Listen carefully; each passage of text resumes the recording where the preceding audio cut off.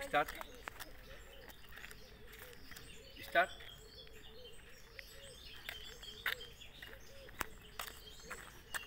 Yes, yes, is okay. Yes. আমি এখন আছি ইথিওপিয়ার বাহার দ্বারে। এটা হচ্ছে টানা লেক। আমি পৃথিবীর বহু লেক দেখেছি, সবচেয়ে বড় লেকও দেখেছি আমি, রাশিয়ার বৈকাল লেক।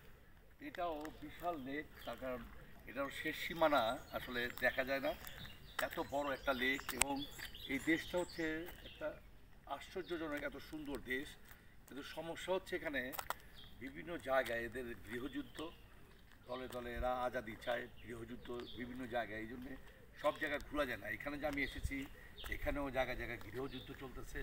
এখানেও যে একটা এই টানা লেকেরই যে পানিগুলো ঝর্ণা দিয়ে পড়ে, সেই ঝর্ণাধারার কাছে আমি যেতে পারতেছি না। এখন সেখানে এখন যুদ্ধ চলতেছে, এদের গৃহযুদ্ধ।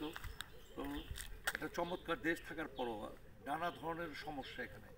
সমস্যা হচ্ছে যে আপনি যে বিদেশি টাকা যে চেঞ্জ করবেন, সেই টাকা চেঞ্জ করতে হলে ব্যাংকে 56-57 টাকা, আর বাইরে সেটা $1 হচ্ছে 100 টাকা। এত পার্থক্য। আমি এরপরে যে টাকা চেঞ্জ করেছি তাতেই আমি দেখলাম যে 300 যে টাকা বিদেশি টাকা চেঞ্জ করেছি ডলার, তাতে আমার কাছে মনে হয় আমি প্রায় $140 লস করলাম।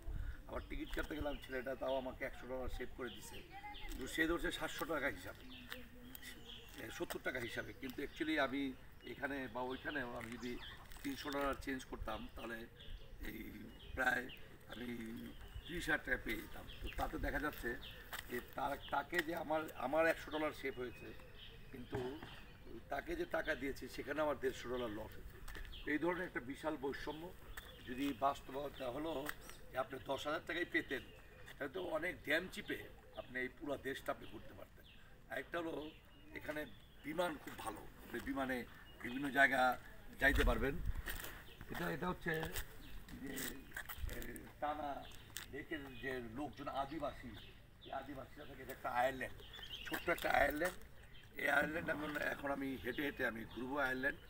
তো চমৎকার জায়গা, চমৎকার জায়গা, দেখার মতো জায়গা। তবে পুরো দেশটা আসলে নিরাপদ না, এই হলো একটা সমস্যা। দেখ, আমার এটা 193তম দেশ বাংলাদেশি পাসপোর্টে। এটা আমার সৌভাগ্য যে বাংলাদেশি পাসপোর্ট নিয়ে আমি 193টি দেশ ভ্রমণ করি। তার কারণ বাংলাদেশি পাসপোর্টে 100 দেশ ভ্রমণ করা খুব কঠিন ব্যাপার। যারা করেছে 100 দেশ ভ্রমণ তাদেরকে আমি সিলেক্ট করি, তাদেরকে সম্মান জানাই, শ্রদ্ধা জানাই। ভালো থাকবেন।